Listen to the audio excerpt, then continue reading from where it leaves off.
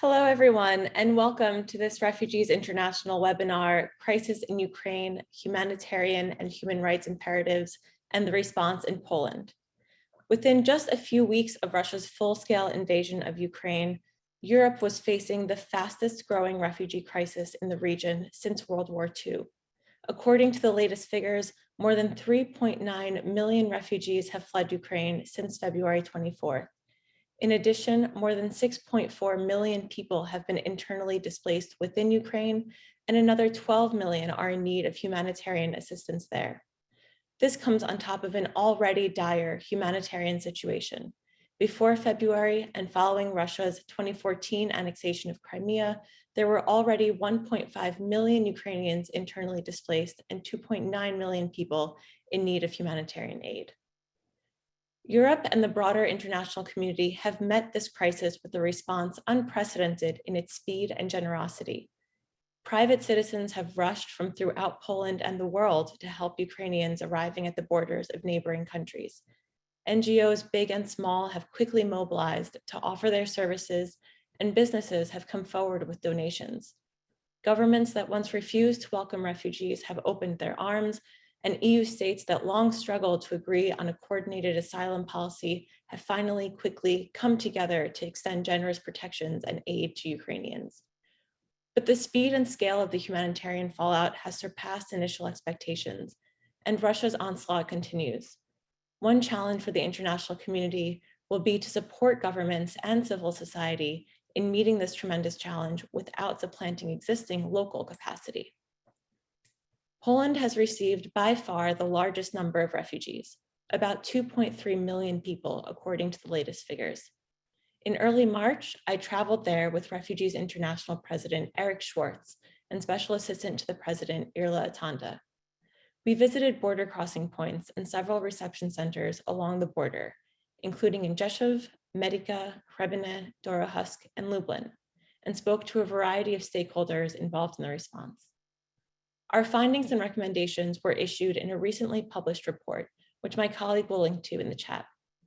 We emphasize that the deteriorating humanitarian situation inside Ukraine will demand significant attention and resources, and that countries in the region will need support to sustain the effective reception and integration of refugees.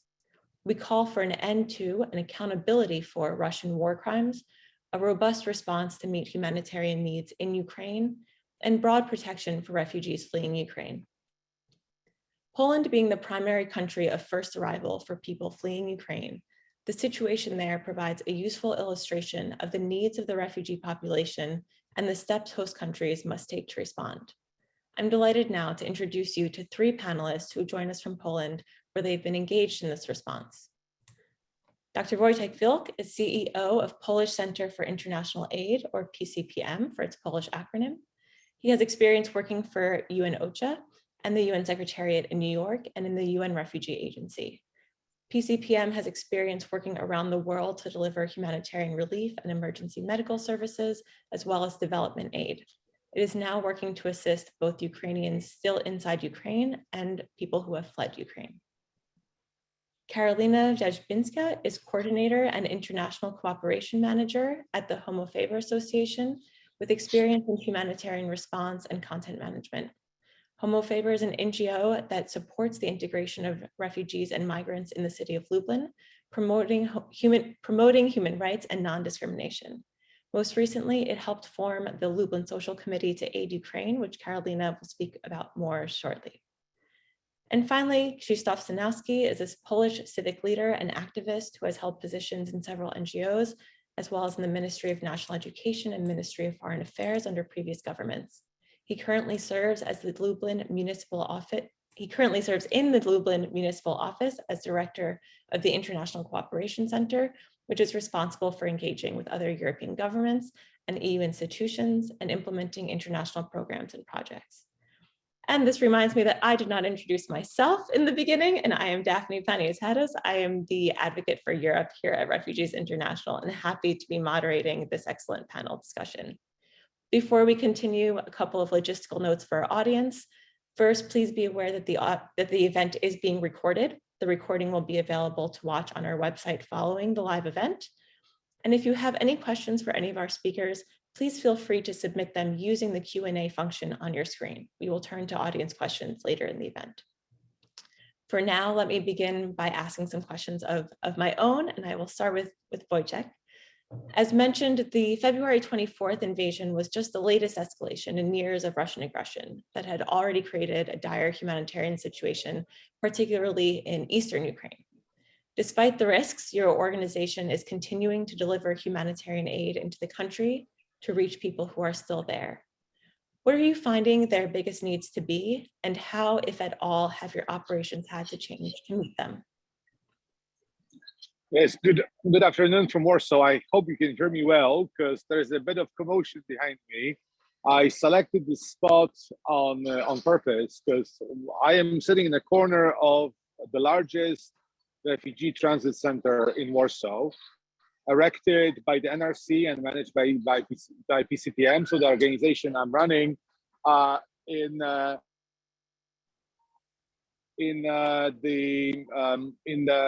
next to the Warsaw East railway station. So this we are right in the middle of the crisis. We see the waves going up and down with people reaching sometimes well over 1,000 people arriving in this very spot per day, and this is just one of the spots in the network of the refugee movements that has been generated by this war. Well, we are looking effectively at three groups of humanitarian challenges. The first one are the people who have obviously left Ukraine, but they stayed within the boundaries of Ukraine. The internal movements are hard to measure. We're potentially talking about millions. You mentioned, Daphne, about the 3 million or 4, as I can recall what you mentioned. The UN is estimating 7 million IDPs. I mean, we are definitely talking about millions and millions of displaced families, because at the border of Ukraine, it is not permitted for men in military age to exit Ukraine. So this means that any families that have not been separated by the war, they will be more tended to look for assistance inside Ukraine, where obviously the assistance is not as available or to that quantities as abroad. Although it doesn't mean that the situation in Poland is much better either. There is obviously the women and children who have crossed through the EU border into Slovakia, Romania, Poland. Poland has taken about 2/3 of the refugees, but our common concern is that probably one of the most challenging situations in terms of refugee and assistance is going to be in Moldova, which is the small country sandwiched between Romania and Ukraine. And Moldova by far is Europe's poorest country. So for them, even taking in a few dozen thousand refugees is going to be a considerable challenge. On the Polish side of the border, the immediate needs have been met. The refugees have been given incantations of food and clothing and transportation and shelter and so on. Obviously, there will be challenges coming. How we manage the situation in the midterm. Partially they will be integrated with in the social security system of Poland, but there will be gaps outstanding. We already are zooming on what are the gaps, and we'll be happy to talk about it. But lastly, there are people who decided to brave all odds and stay close to or within the contested areas. Our office was in Kharkov in Ukraine. I'm saying in the past tense because this has been bombarded and it's obliterated. We managed to evacuate our team on the first day of the hostilities, but there are people still staying put. In Kharkov, about 60% of the population is still braving the odds, staying in the city, and those people will need everything from power supply and water up to cash assistance and food.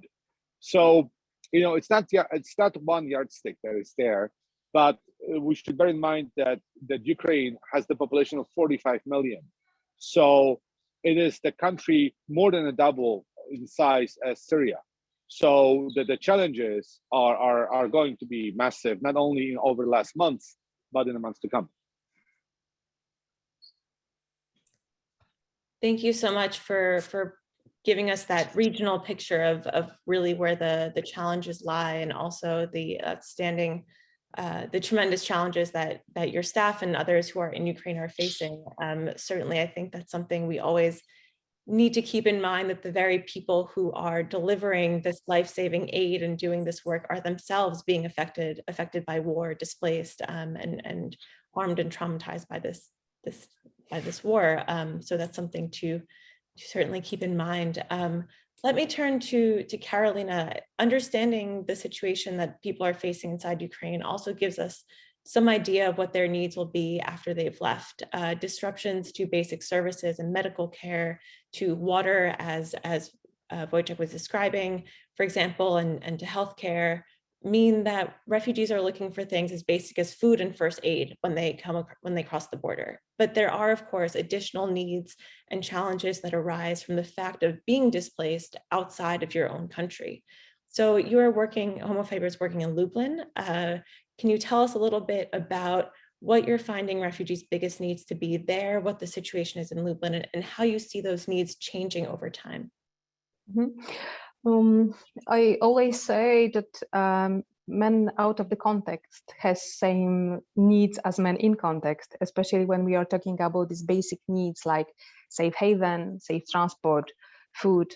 But we also see that these needs are changing, of course, also because of, as Wojtek said, we see that people, of course, are coming in some kind of waves.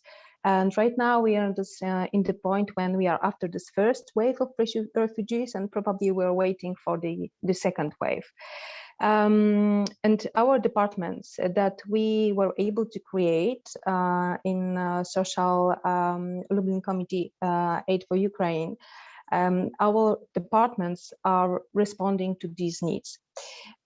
When war started, it was just after 2 or 3 hours after war started, we decided to create, for example, a special helpline working 24 hours, which is driven by our Ukrainian volunteers and Ukrainian speaking workers, because we decided that this first basic need will be not only food, for, of course, not only accommodation, but free access to information.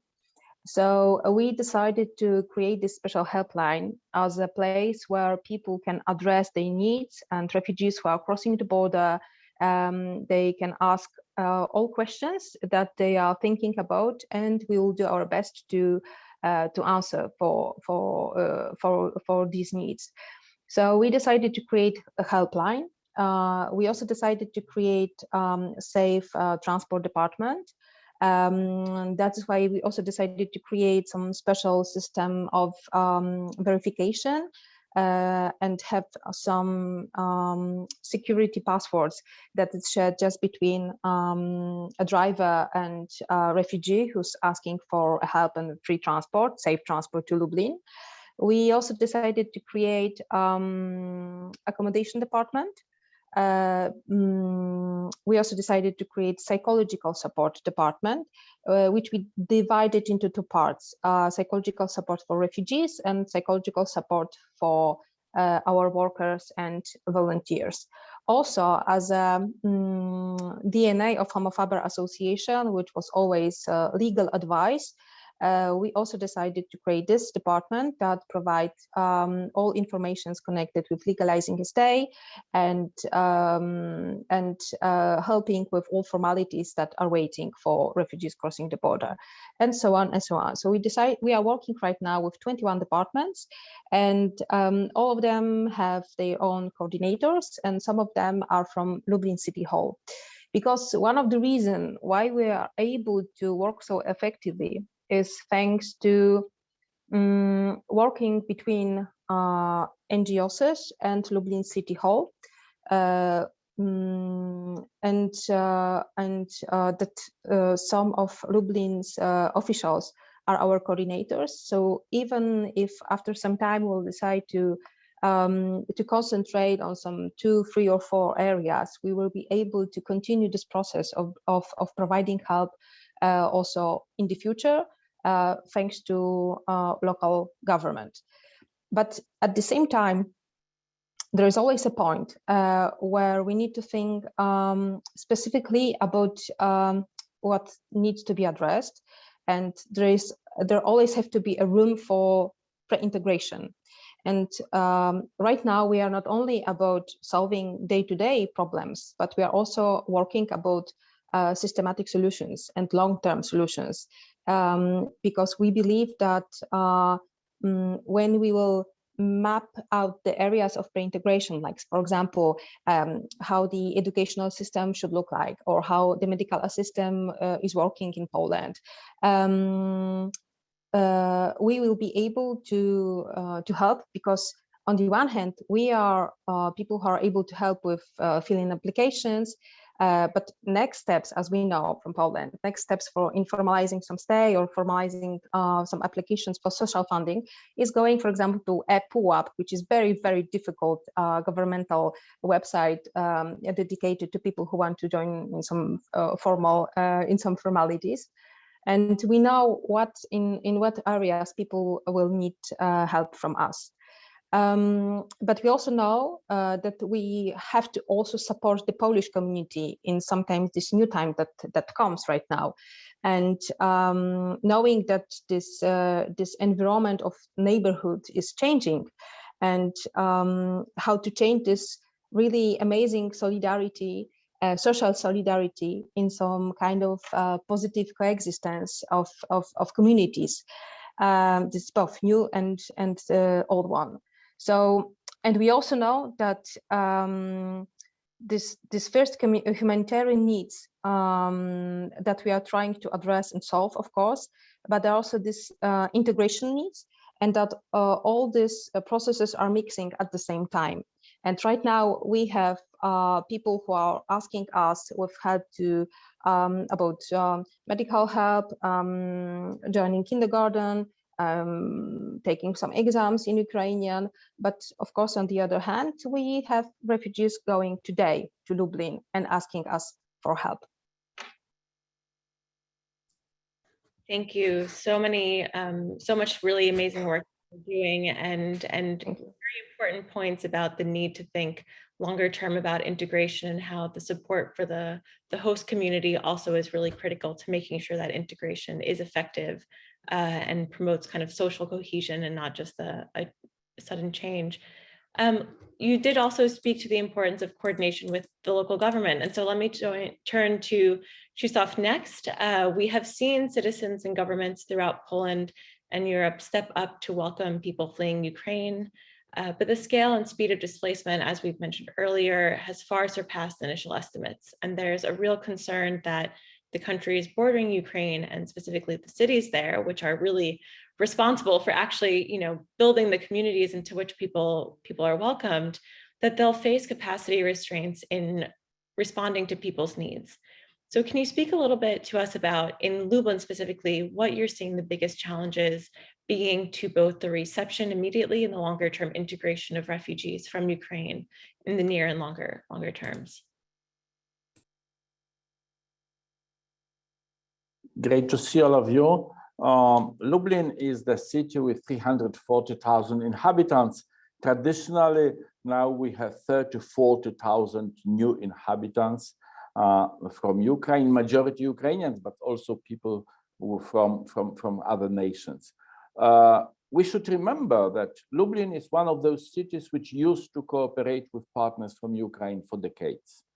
We have 10 partner cities, sister cities in Ukraine. Unfortunately, some of them are occupied in the last 8 years, but it was natural to work together with partners in the culture, educational, and other programs. And in the city, there are some people like me, mainly from non-governmental sector.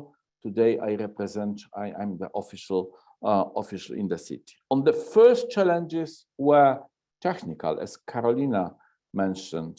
We're starting with thinking about accommodation, transportation, information, shelters, how to guarantee that people who will arrive overnight will get a bed, can take a shower. It was this first wait and first moment. Very important at that stage was to understand who are the partners, who can help.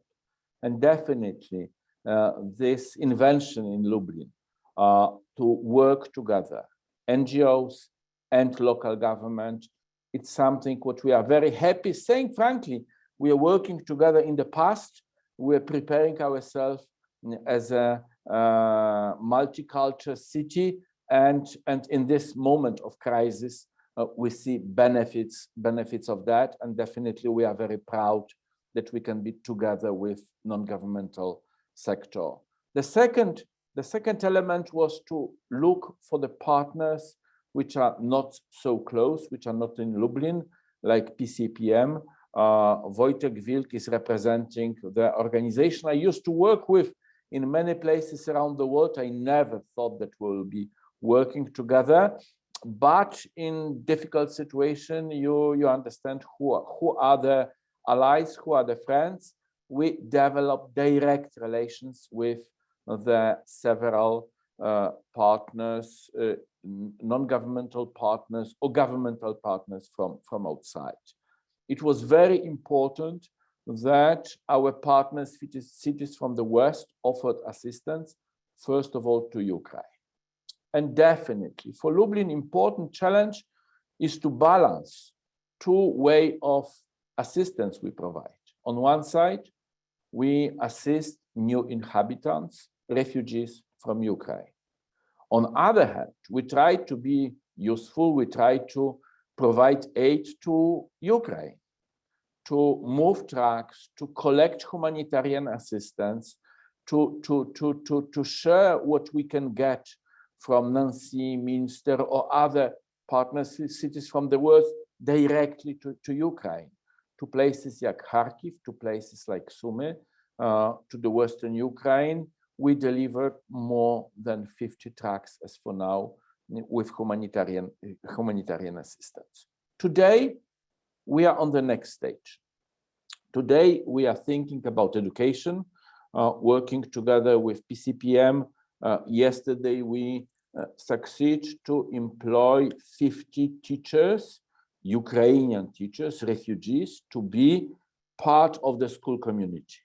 We have the growing number of students from Ukraine in our schools, and definitely on one side we technically expand the classes, but on other hand we work together with Polish and Ukrainian teachers about integration. Definitely there is no intention to any kind of segregation.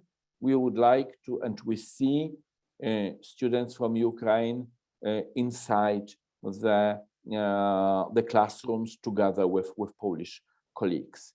Definitely next issue is about jobs. The intention is that our guests dream to be independent, not to be dependent to the humanitarian assistance. So there is the attempt of the business of people here trying to provide some jobs to the new inhabitant. Finally, this is the very real question about possible relocation inside the Poland or internationally. Saying frankly, many of those who became new inhabitants of Lublin as refugees do not intend to leave Lublin, to go west, especially to go abroad. When they have chance to go abroad, the first question is, will we be guaranteed that we can go back to the Lublin, go back to Ukraine? This is the first intention. And finally, what I would like to mention, it is that we know that our city will change. It used to be multicultural city in the past. In the result of the Holocaust, in the result of deportation around the Second World War, we lost our those groups which used to be part of Lublin national groups. We know that Lublin will change, and we try to work together with old and new inhabitants to learn from each other, to share the values, to build something what will be different what we have now, but what will be the result of the cooperation of youth and of adults. Saying frankly, last, what I would like to mention, 1 year ago, we won the title of the Youth Capital of Europe for the next year. Suddenly, we became, as a community, 20 years earlier, probably, we have a lot of more young mothers and youth, children, and we are thinking what that means to be the youth capital of Europe when you have important part of community which are very young, they are refugees, and we are proud that we can assist one to each other. Thank you. Thank you so much. Yes, I think that focus on responding to needs on both sides of the borders, even as you're addressing the challenges within Lublin, also thinking about how to help Ukrainians there is really powerful.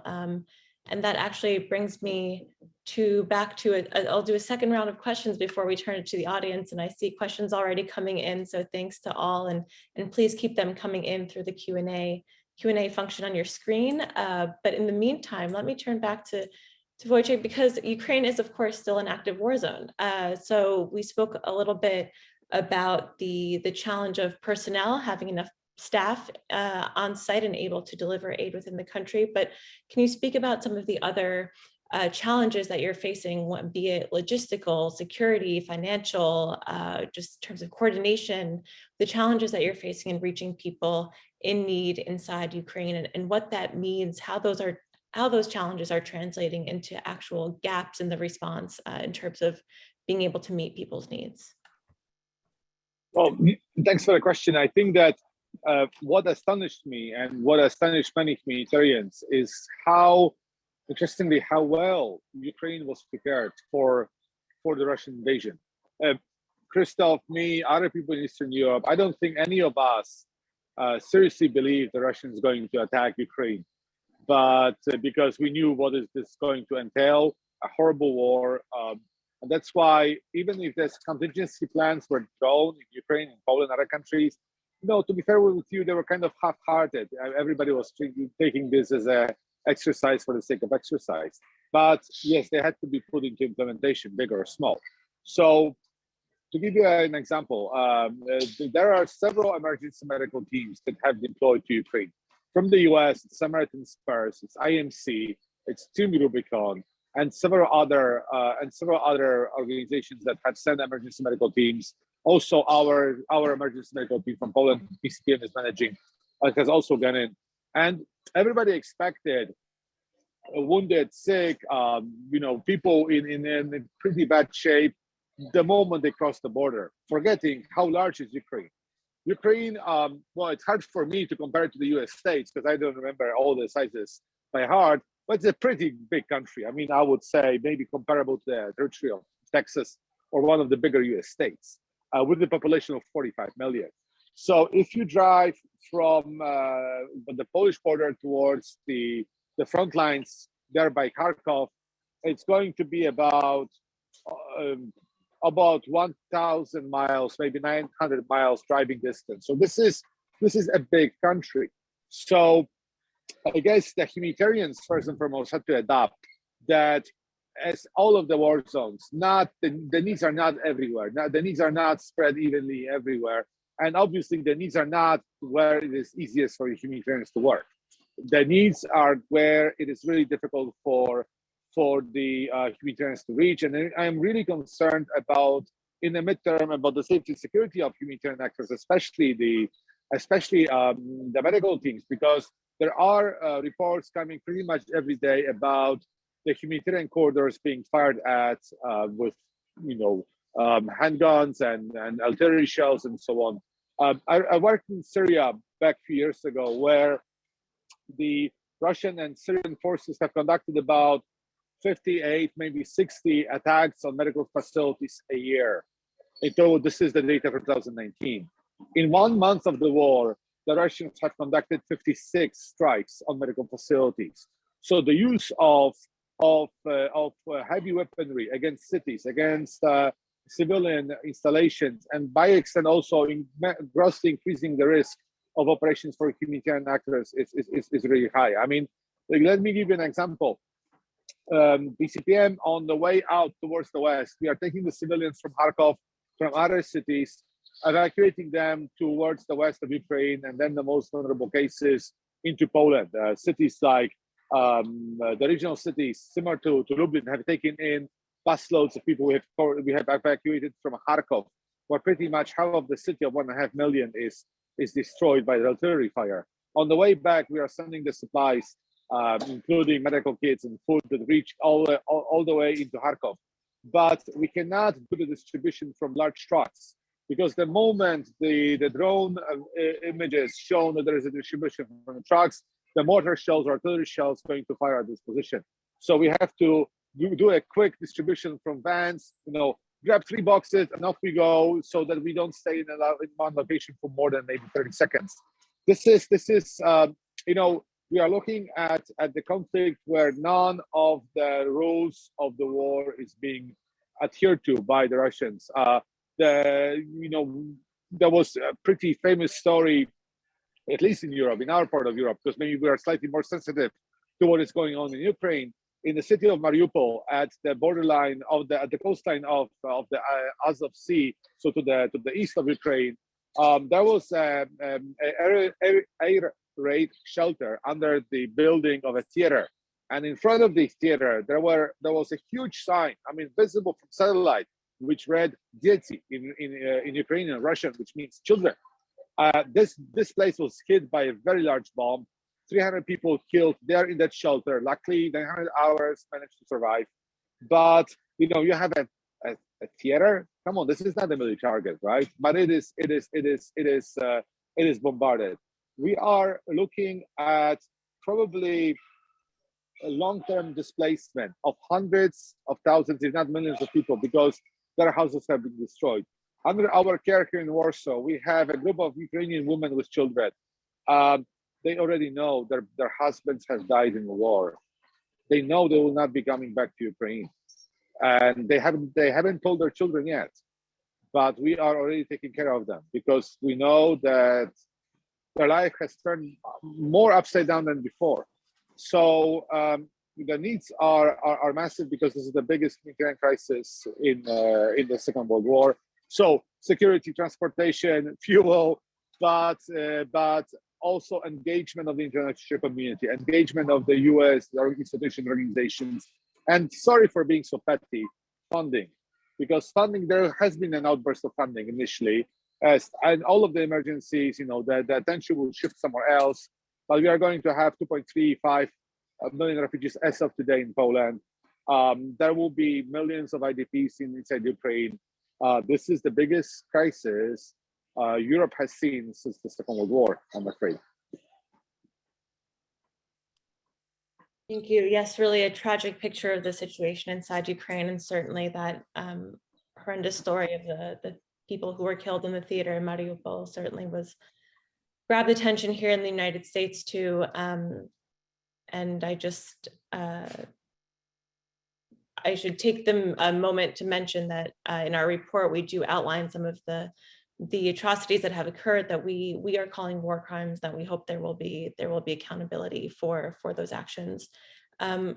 Let me turn back to Karolina to speak a little bit more. You did speak about the coordination and the support of the government and how that was useful in developing a response in Lublin.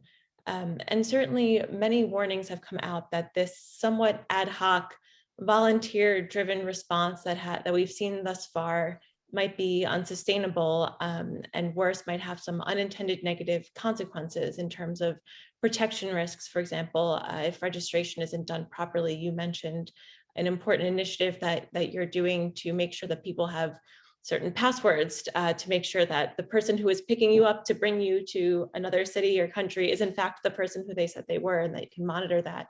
So that's very important, but we're not seeing that done really consistently throughout Poland. At least that was not our experience our observation when we were there. Meanwhile, the UN's regional refugee response plan is being implemented. It's meant to bring some structure and coordination and funding to those efforts. But there's always a risk that as UN agencies and international NGOs rush in to set up operations, that Polish organizations might be marginalized. And there's a lot of talk about making sure the response really is locally driven, locally owned. So I want to ask, how has the Homophobia Association and other organizations in Lublin mobilized to meet the challenge there? And what made those efforts more successful? And how do you foresee engaging with the bigger international humanitarian system moving forward? I think we joined forces by abandoning egos. And this was one of the reasons why we were able to provide help in such a huge scale, looking at Lublin and how, well, Homophobia Association is a small organization working on a field of human rights, established in 2004. So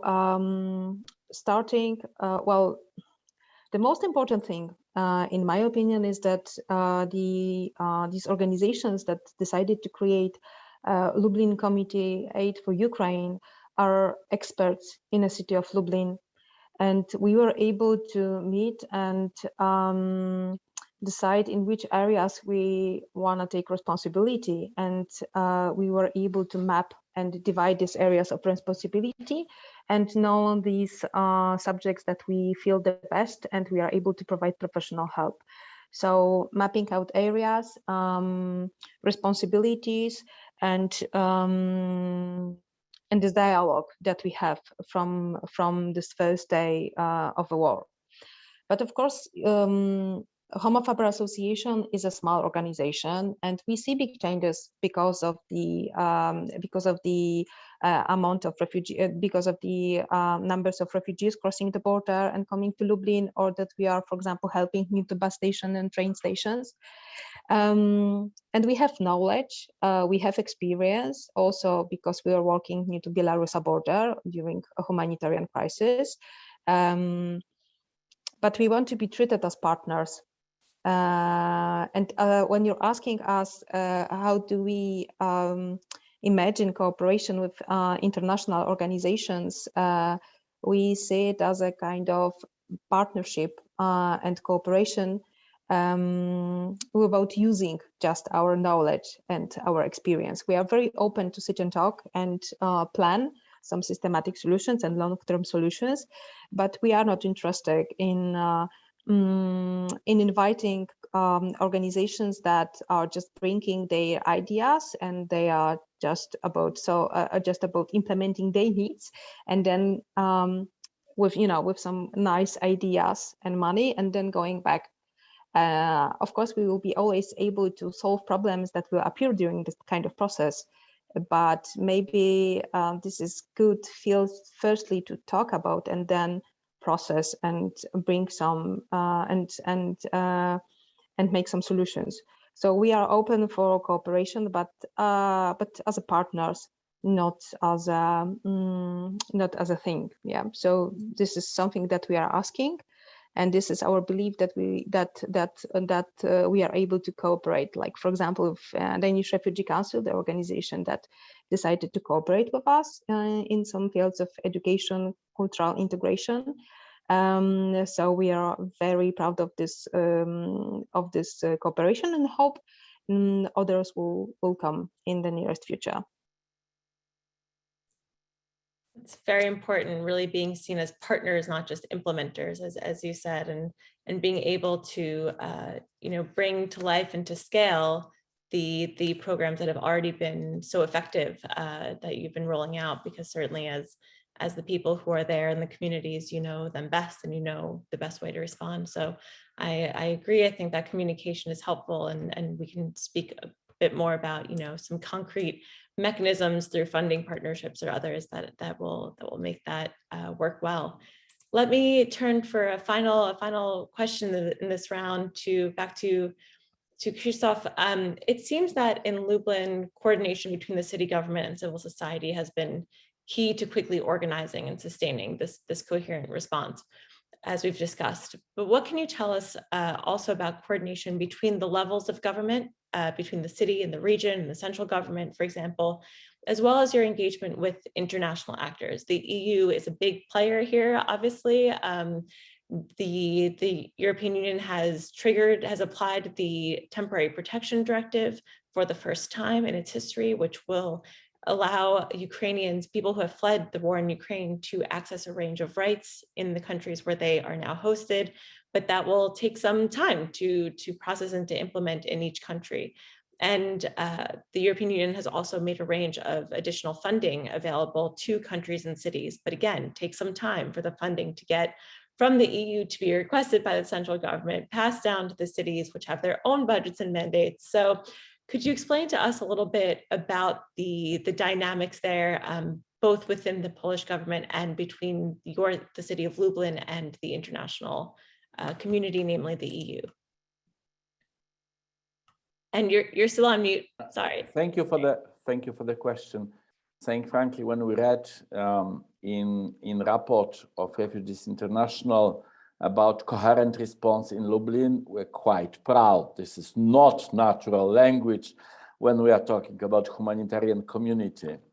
My first comment would be, I would like to continue what Karolina said. Hey, colleagues, this war started 8 years ago. This is not the new war. This is the new phase of the war.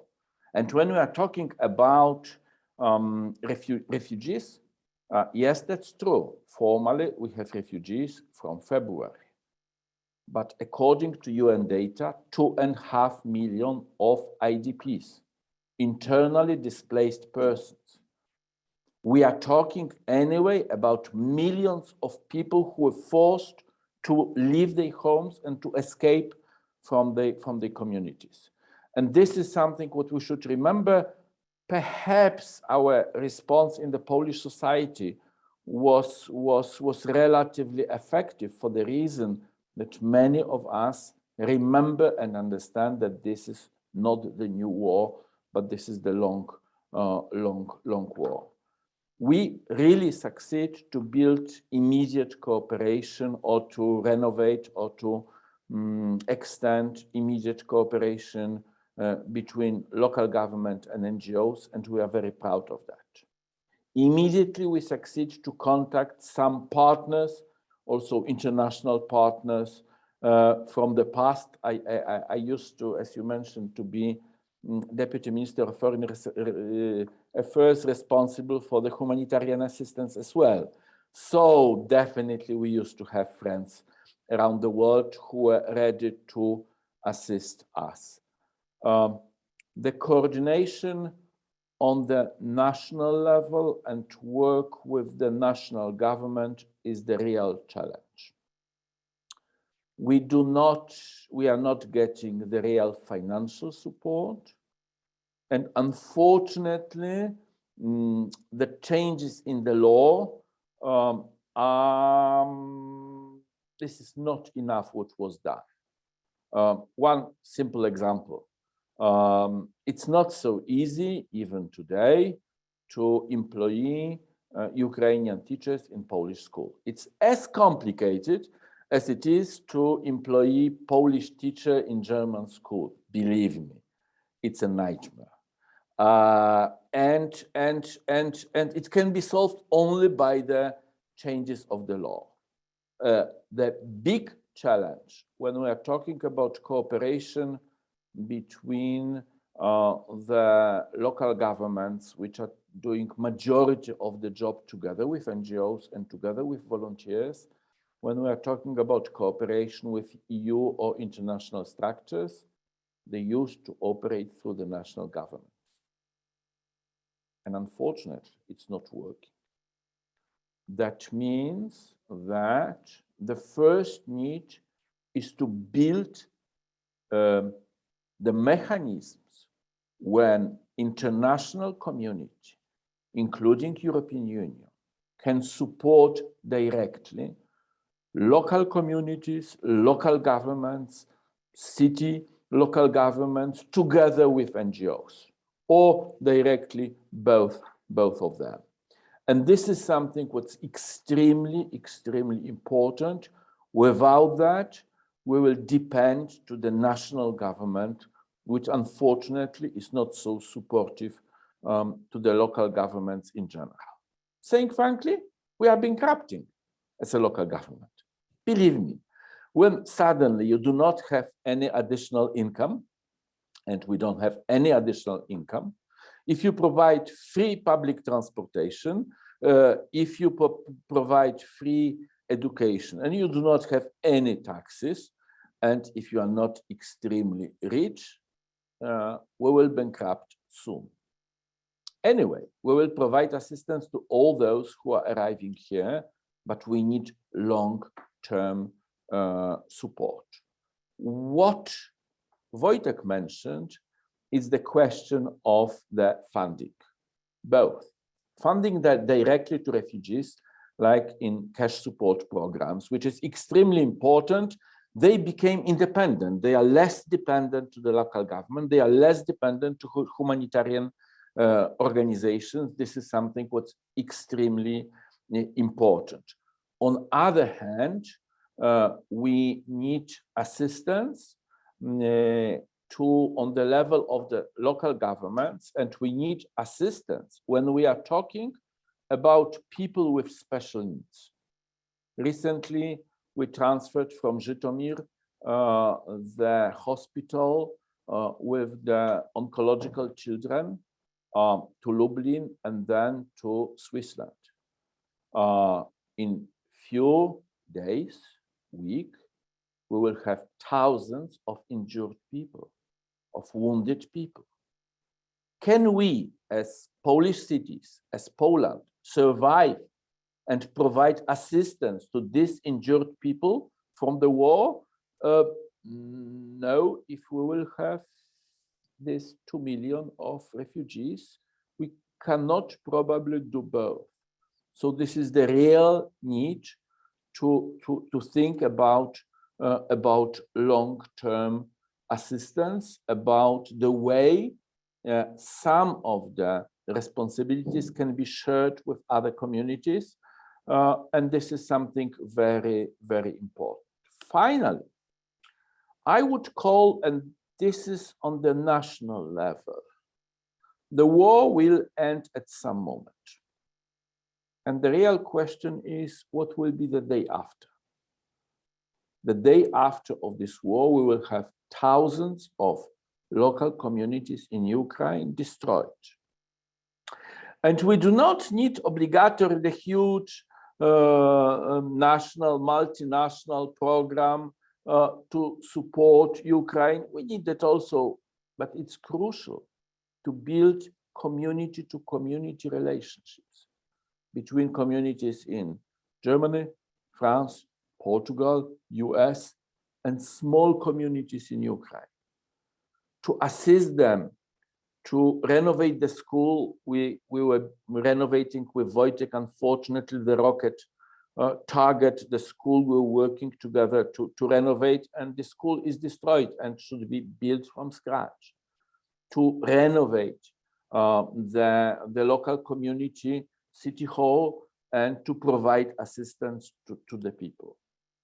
And this is what should be done, and it should be done on direct community-to-community level. It's not always the situation that national governments can solve all the problems. And finally, when we are thinking about this conflict, I'm thinking about my friend from Crimea. His family was deported by Stalin in 1944 to Central Asia. It was brutal deportation. Half of them died. He came back half illegally in early 90s to Crimea, and he was living in tents, then in shelter. Finally, he built a home. 2 months later, when he completed his home, the Russian troops arrived in Crimea, and he escaped to Kiev. At the first moment of this phase of the war, in February, he escaped from Kiev. He's somewhere in Western Ukraine. We are talking about people who are escaping from the war, from deportation, for the second generation. And definitely, this is our obligation to think in what way we can provide some safe space, ideally in Ukraine, ideally in Crimea. And this is a problem which cannot be solved only on the humanitarian level. Tak jak Dadaab is not only humanitarian crisis, this is something which should be solved also on the political level. Thank you. Thank you. Yes, that very terrible reality that some people are facing double, if not triple, displacement already in Ukraine, and the significant needs there will be to rebuild and reconstruct in Ukraine afterwards. I very much like this idea you suggested about, you know, community partnership and support to help with that rebuilding phase, and also the very important point that it's not just how much money you have, but also how it's used and where it's distributed. We have just a few minutes left. We may have lost Karolina, but hopefully she'll be back with us. In the meantime, I'm going to turn to some of the questions that we've received from our audience. The first one from Eileen Shields West. Perhaps Wojtek, you could answer for us. Eileen asks, where are most refugees going now?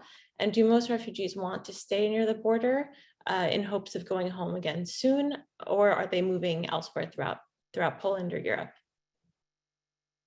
Well, as you can see behind me, there was actually a group of refugees arriving and going through with their luggage and wheelchairs and prams. Unfortunately, arriving here, not departing out. People do not stay in the proximity of the border because, with the exception of the small cities, there are no major city centers in Poland, neither in Romania or Slovakia. What we are looking at is that it's pretty standard pattern of refugee movements that we are seeing is that vast majority of people tend to go first to the major cities like Warsaw.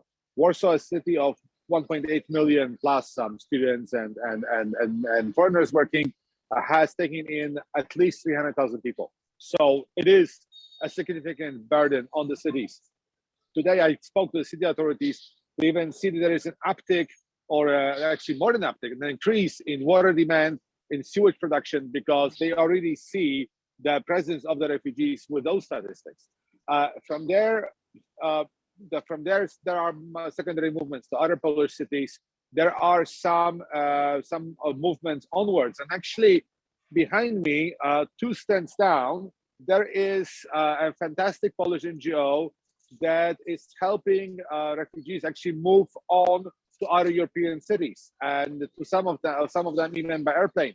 Wizz Air has allocated 100,000 free tickets. Wizz Air, this is a low-cost airline in Europe. On the other side of the hall, we are putting up a stand for Airbnb, because also in an attempt to encourage people, to facilitate people, those who are not able to work, to actually consider moving out of the main cities, because living in Warsaw is going to be, and other major cities is going to get very expensive.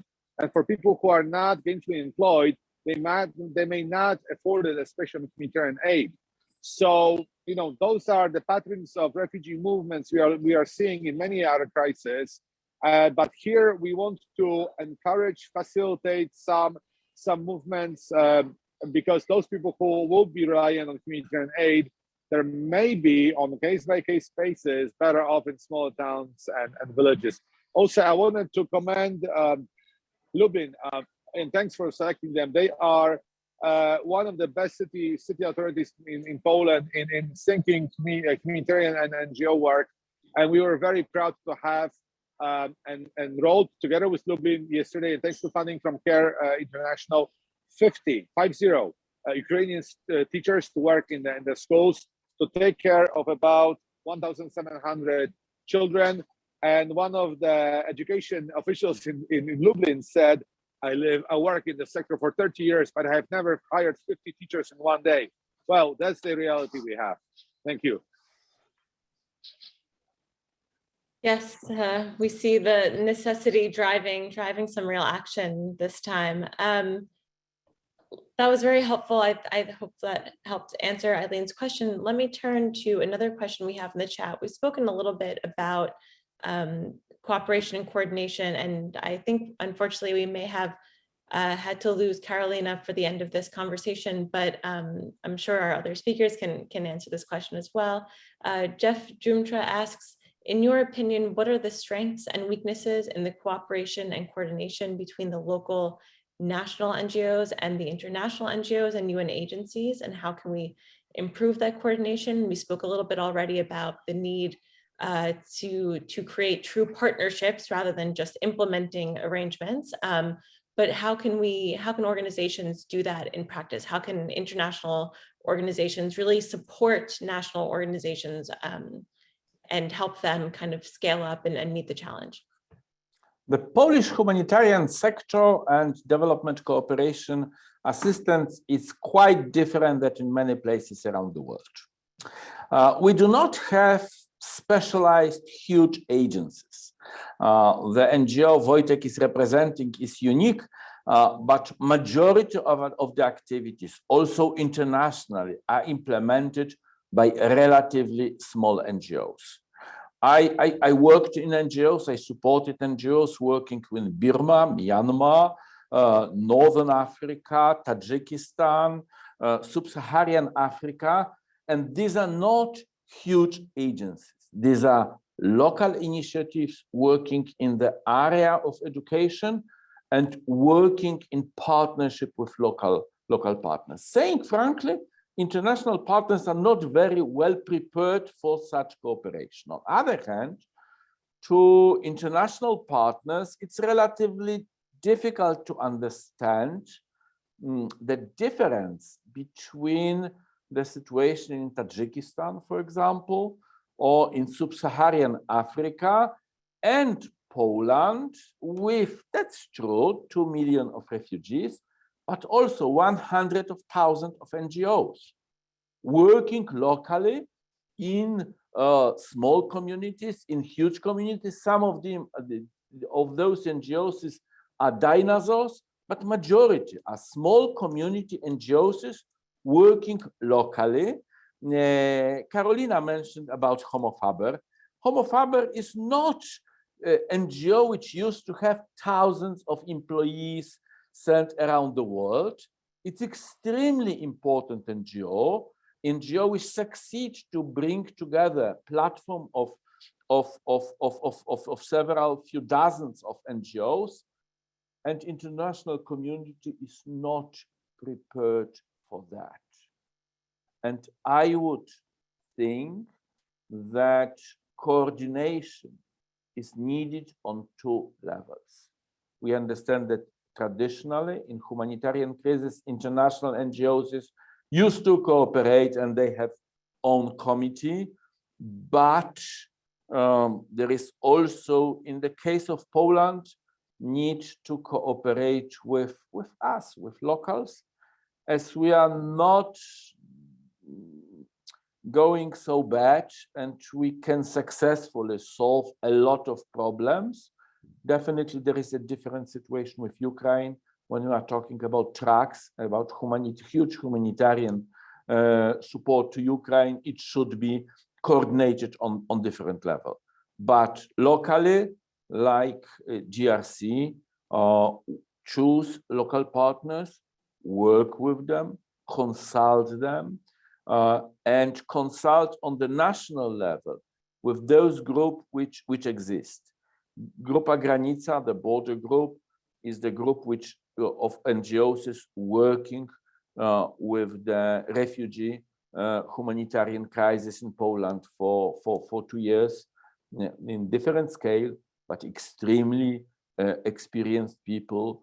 The abroad group is the group of NGOs is working internationally. And since 2014, there is Civic Committee of Solidarity with Ukraine, implementing hundreds of no legal status, but hundreds of joint projects. And these are people with whom we can talk what's reasonable, what kind of offer will be accepted. And anyway, we consulted with our new inhabitants. In some cases, we don't know, even if we speak Ukrainian, even if we used to work in Ukraine for 30 years, we should anyway consult, discuss the ideas with newcomers. Thank you. And with that, we are already actually 1 minute over time, but there was a final question about what policymakers and citizens can do to help. And so if we can do just a rapid last round around the virtual room, if you can each tell me and tell our audience one ask you have of either a policymaker or voters, citizens who want to help Ukrainians or help Poland and others responding. Just one ask, one recommendation, one call to action from each of you. Let's begin with Wojtek. Well, my call to action is brace for a long haul. Let us not forget that this crisis is going to just dissipate. We are actually bracing for a humanitarian response, which is going to last months. And we need the support, especially from America, because inside of the EU, there are some limitations that limit the amount of humanitarian funding that can come from Europe, from European Commission. The support of US-based NGOs is extremely important, also the communities. And please try to think how this can be sustained over the next months, not at a very high level, but an ability for us to plan how to, for instance, employ teachers in the schools in Lublin and other cities over the next upcoming school year. This is what we are starting to think about right now. And again, much appreciation and thanks to Refugees International for having us on the session. I hope it was useful. Certainly, thank you so much. Karolina, over to you. One final thought for us. Yeah, firstly, so sorry for these technical problems that I was right now able to find a good place with internet connection. My call would be, please think about cooperation that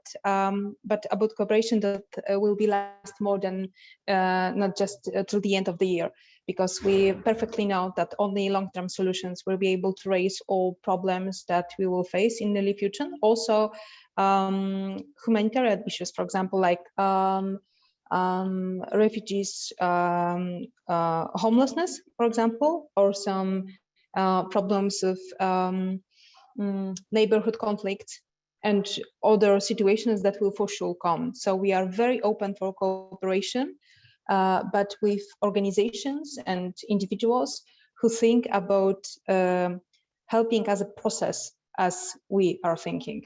So this is my statement, and we're asking for cooperation, but with this idea of process as a long-term collaboration. Thank you.